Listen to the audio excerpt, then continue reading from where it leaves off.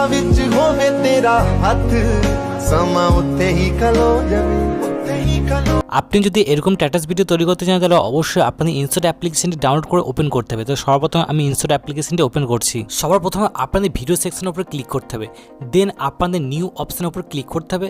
Click করা হয়ে গেলে সঙ্গে সঙ্গে আপনাদের ভিডিওগুলো এখানে শো করবে। তো সর্বপ্রথম আপনাদের একটি ভিডিও চুজ করতে হবে। ভিডিওটি ইনপুট হয়ে যাওয়ার পর সিম্পলি 1HD 1DC আপনাদের সিলেক্ট করতে হবে। দেন এটাকে আপনাদের ফুল জুম করে বাইরে দেবেন, দেন ওকে। দেন এই ভিডিওটির মধ্যে একটি সুন্দর এফেক্ট অ্যাড করব, তা সিম্পলি আপনাদের এফেক্ট উপর ক্লিক করতে হবে, দেন এফেক্ট। তারপরে এখান থেকে আপনাদের অনেকগুলো এফেক্ট এখান থেকে দেখতে পাবেন। তো যেটা আপনাদের পছন্দ সেটা আপনারা ইউজ করতে পারেন। তো সিম্পলি আমরা এই এফেক্টটা আজকে ইউজ করে দেখাবো আপনাদের। তা আপনাদের এই 2 নম্বর এফেক্টটা দেখতে পাচ্ছেন, এটার উপর ক্লিক করুন, তারপরে এটাকে ডান করে দিন। তো সিম্পলি আপনাদের এটাকে এন্ড পর্যন্ত দিয়ে দিতে হবে। তার ভিডিও এন্ড পর্যন্ত ক্লিক করলে আপনাদের ভিডিও লেন্থটা ভিডিও শেষ পর্যন্ত চলে যাবে। ওকে, তারপর আপনারা চাইলে এখান থেকে ফিল্টার ইউজ করতে পারেন। তো এখান থেকে একটু ডার্কনেস বেশি এবং কম সেটা আপনারা ইউজ করতে পারেন। তো আমি এখান থেকে এটা রাখছি। দেন আপনাদের টেক্সটের উপর ক্লিক করতে হবে। এখান থেকে আমরা টেক্সট অ্যাড করব। তো এখান থেকে চাইলে আপনারা নানা রকম টেক্সট এখান থেকে অ্যাড করতে পারেন।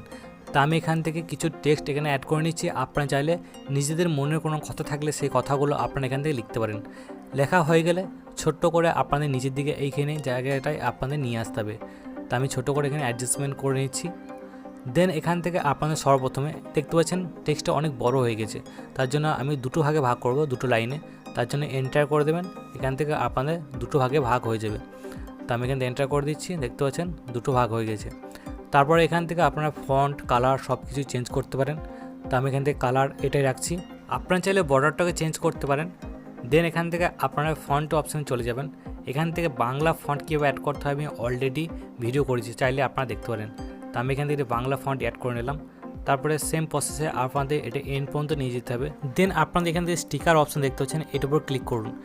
এখান থেকে আপনারা অনেক রকম এফেক্ট ইউজ করতে পারেন। তো আমি এখান থেকে আমার পছন্দ মতো কিছু এফেক্ট অ্যাড করে নিচ্ছি।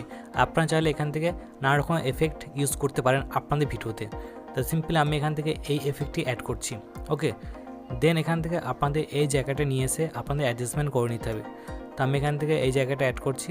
দেন এখান থেকে এন্ড পর্যন্ত নিয়ে যান। ওকে, তারপর সিম্পলি প্লে করে একবার দেখে নেবেন।